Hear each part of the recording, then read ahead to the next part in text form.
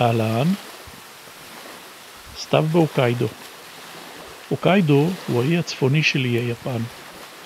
זהו אחד מהאזורים הפראיים ביותר בשרשרת האיים היפנים.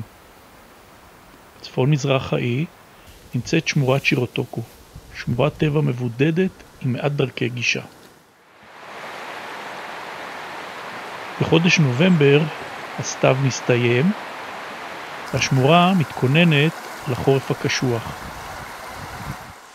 פלגי מים צלולים והשלכת בעיצומה. איזה צבעים. לאורך האפיק פגשתי באיילי סיקה. איילה עם עופר מגודל וזכר בהתנהגות תיחום מרשימה. גריפת עלים עם הקרניים,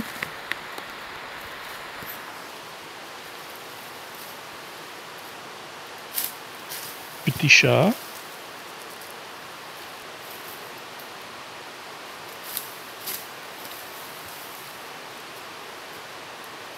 אפילו מריחת ריח בשכיבה.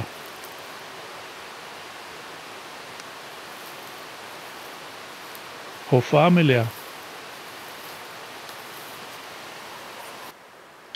לאורך המסלול ליווה אותי שועל מצוי יפני. הפתעתי אותו בהליכה השקטה.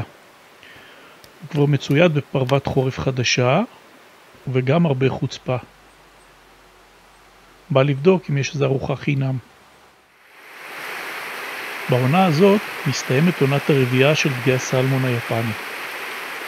והערוץ מלא בדגים גוססים שסיימו להטיל ביצים. הדגים במותם מחזירים חיים לנחלים ההרריים וליצורים הרבים שמתכוננים לחורף הקשוח.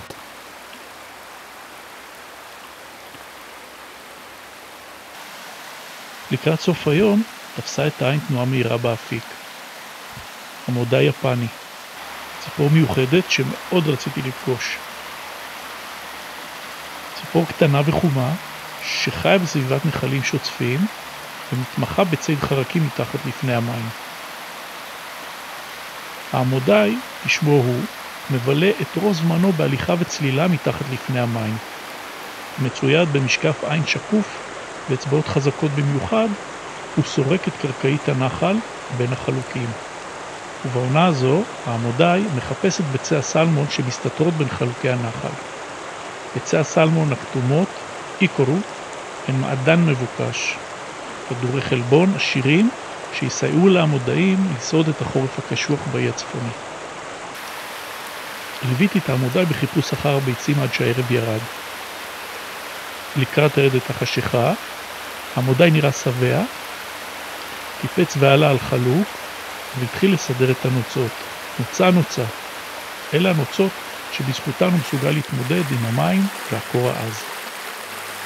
אם ביקרתם ביפן וחוויתם מפגשים מיוחדים עם טבע יפני, שתפו בתגובות. ואם נהניתם מהתצפית, שתפו ואל תשכחו לעשות מנוי. נתראה בתצפית הבאה.